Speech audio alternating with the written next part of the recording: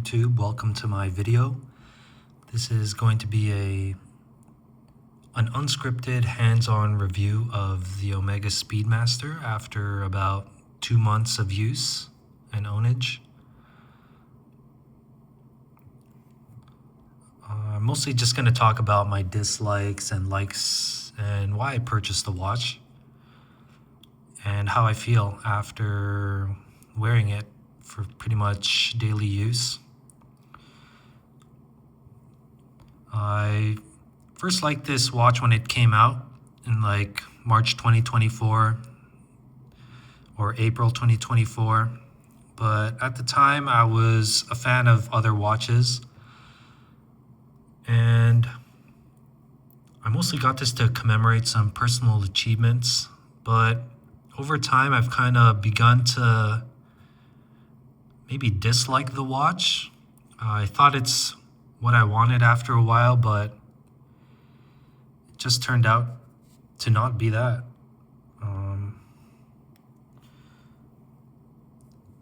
I thought that I would not get bored, or I thought I wouldn't need the water resistance. This has 50 meters of water resistance, but the Omega sales associates themselves told me that they would advise against bringing it into the water or showering or even washing dishes. Some people joke about not doing that. And it's kind of true. I've never got this watch wet yet. The screw down crown is, as you can see here, let me get some focus. It doesn't push in, it doesn't have a trip lock like the Submariner. It just winds like this.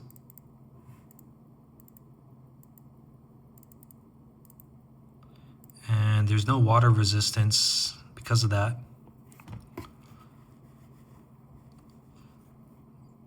And I do miss showering with a watch. You know, if you're at the gym, you need to take a quick shower, I don't have to remove the watch.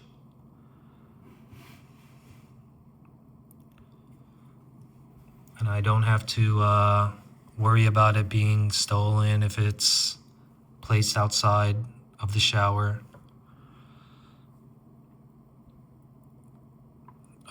Another thing I would say is, with the dive watch, you're able to just turn the bezel to begin timing things.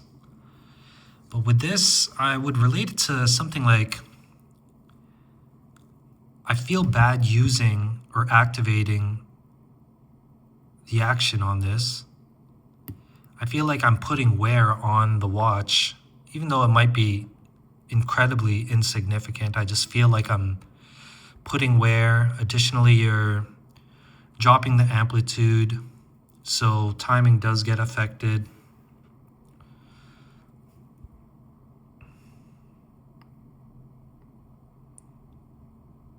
Here's a few of that.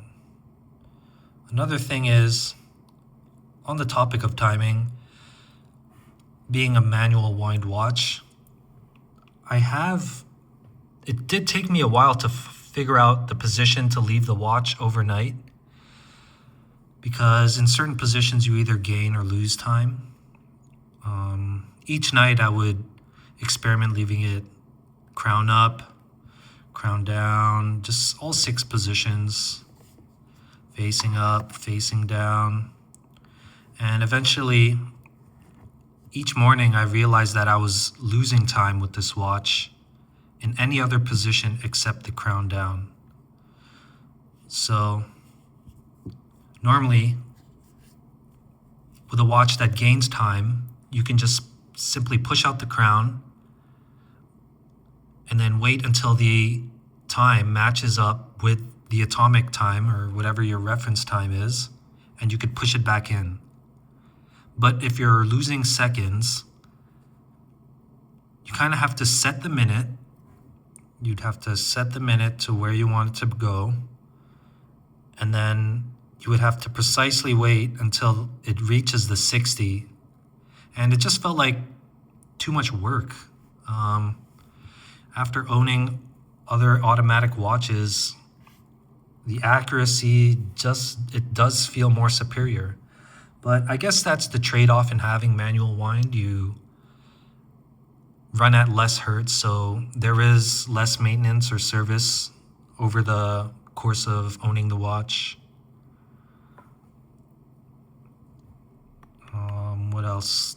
What other topics can I say?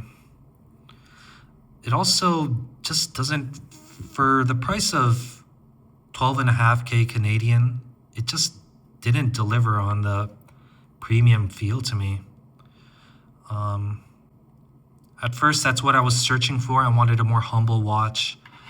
After having a watch with a Jubilee bracelet, it just felt like it was gaining or it was attracting too much attention, even if it wasn't. That's what it feels like, having a Jubilee bracelet. Which is why I went for a humble rubber strap on this, which is more, I did find it more comfortable in comparison.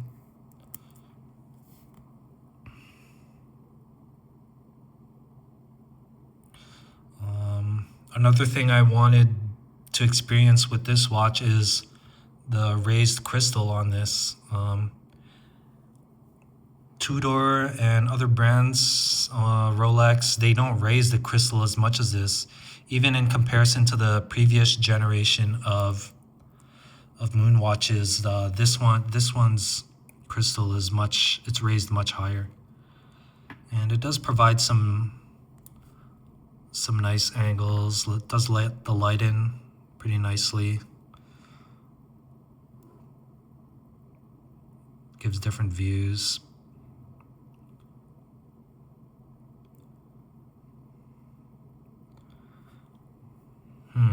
Not sure what else I could say. The clasp as well. Oh yeah, onto the bracelet. Although the rubber is comfortable, it only provides maybe like an amazing perfect fit, maybe 60 to 75% of the time. Every other time it's maybe too loose or too tight. The watch is just moving around frequently. I always have to readjust it. Sorry if these views aren't the greatest here. I don't think I can get any shots here with the loop on the movement. But it did feel like a downgrade from Rolex's Glide Lock or Tudor's T-Fit. And I wasn't a fan of that.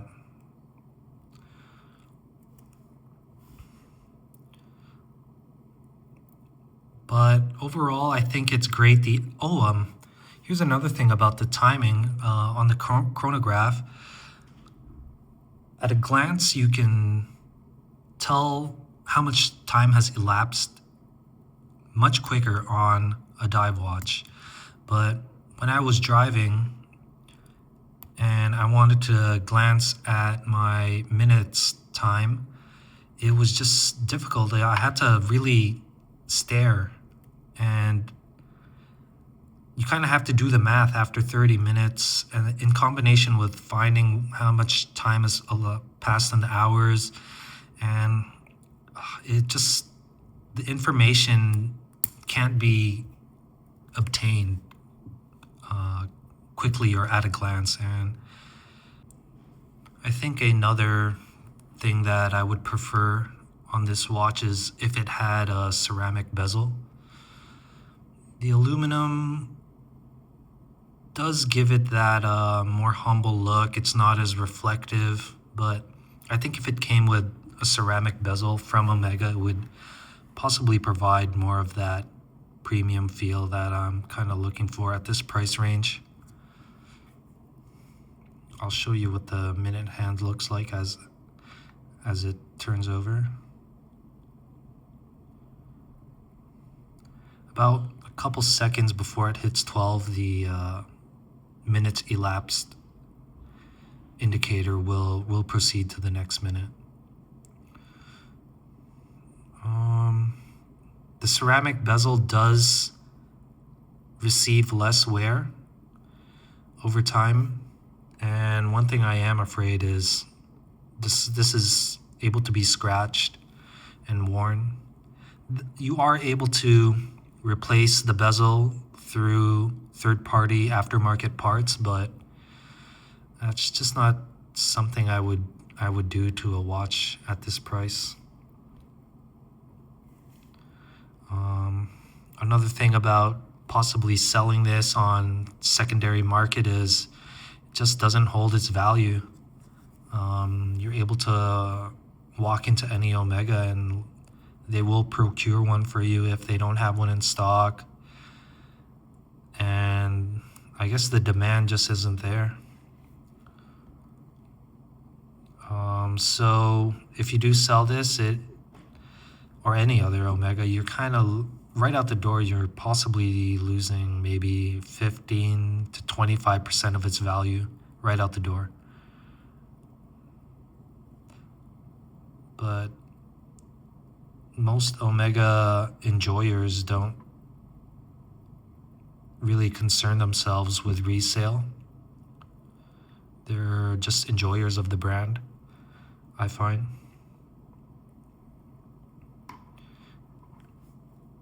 Which I thought was me at first.